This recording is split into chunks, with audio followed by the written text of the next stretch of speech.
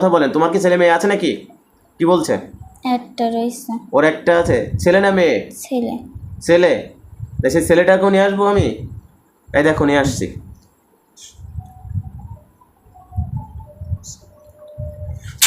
দেখো ওই খাঁচার ভিতরে একটা ছেলে এসছে, দেখো। ছোট না বড়? ছোট।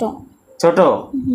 এখন এখন তোমার যেই ছেলেটা আছে, আমি যদি তোমার ছেলেটার এখন পিটান দিই, একটু শাস্তি দিই, একটু মারি, কেমন লাগবে তোমাকে? তুমি মা হিসাবে তুমি কি সহ্য করতে পারবা? মার দেবো তোমার ছেলেটাকে, তোমার সামনে একটু দেবো? বলছে না। হ্যাঁ, তাহলে তুমি যে একটা বাবার মেয়েকে, একটা মায়ের মেয়েকে যেভাবে কষ্ট দিচ্ছ, তার মা বাবার কেমন হচ্ছে?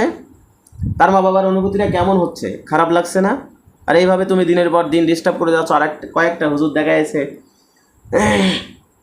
তোমার কাছে যায় না, তোমার বোঝার ভুল এটা।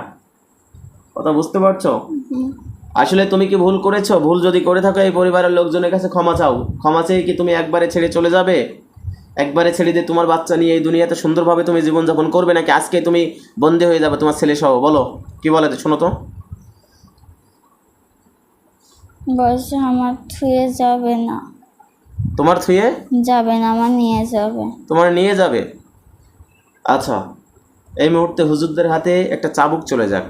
বিসমিল্লাহি আল্লাহু আকবার। দেন হুজুর, 4-5টা বসি দেন তো মহিলার।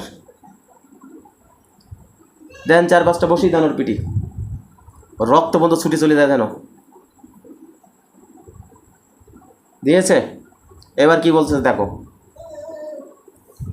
যাবে, তা একটু সময় হবে। কোনো সময় দেব না আমি সময় দেওয়া হুজুর তো না। আমার কাজ হচ্ছে কারেন্ট পিক আপ। আমি সময় দেব না। এই মহিলা, তোমার নাম কি? বলছে না। ও বলবে, আর ওর ওর যে আব্বা বৃদ্ধ হয়ে যাক, আর মানে আছে জন থাকুক, সেও পর্যন্ত বলবে। ও তো দূরের কথা। মহিলা, তোমার নাম বলো। আমি কিন্তু ভালোভাবে বলতেছি, তোমার নাম বলো, তাড়াতাড়ি বলো। কি বলে দেখো। কিছু বলছে না তো। আল্লাহু আকবার। বল, নাম বলবি, মাথা নাড়া। বলে তোর গলা টিপে মেরেই ফেলাবো আমি একদম। বল, নাম বলবি, মাথা নাড়া।